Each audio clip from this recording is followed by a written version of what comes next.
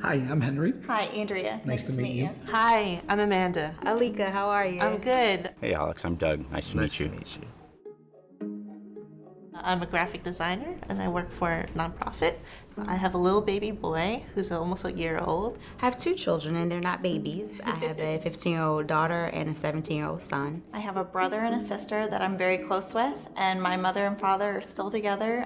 They've been together for 30 plus years. I enjoy the beach and spending time with my 9-month-old puppy, Snoopy, who I love with all my heart. I consider myself a community activist.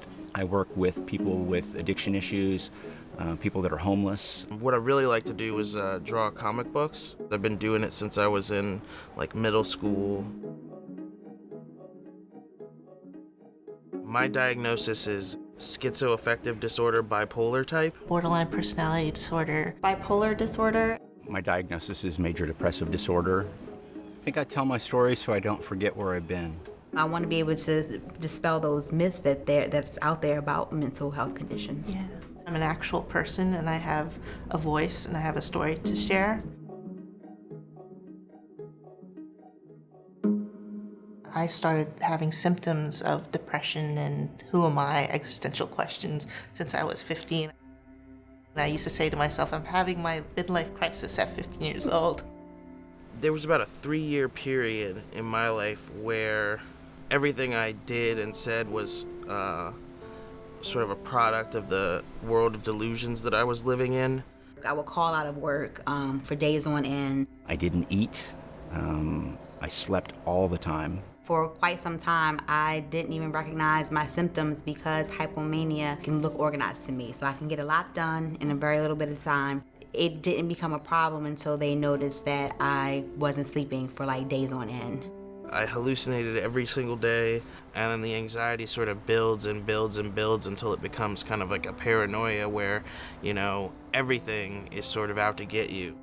My way of dealing with it primarily was with drugs, and I know now that that's suicide on the installment plan. I started self-harming more. My friends, when I was a junior, saw the scars and it was horrible. They judged me. They said that I was doing it for attention. Some people said bipolar disorder, some people said ADHD, some people said PTSD, and none of them seemed to make sense for me. It was a diagnosis that evolved over time, several different hospitalizations, several different diagnoses until one eventually stuck. I was a special education teacher, so there were kids in my class that had ADHD or had bipolar disorder, and just listening to those teachers and how they talked about those kids, it didn't make me want to come out and share what I had just learned about myself. I felt that I wouldn't be accepted and that all my work would be dismissed as, not credible because I had a mental illness. After I lost my job, I became homeless.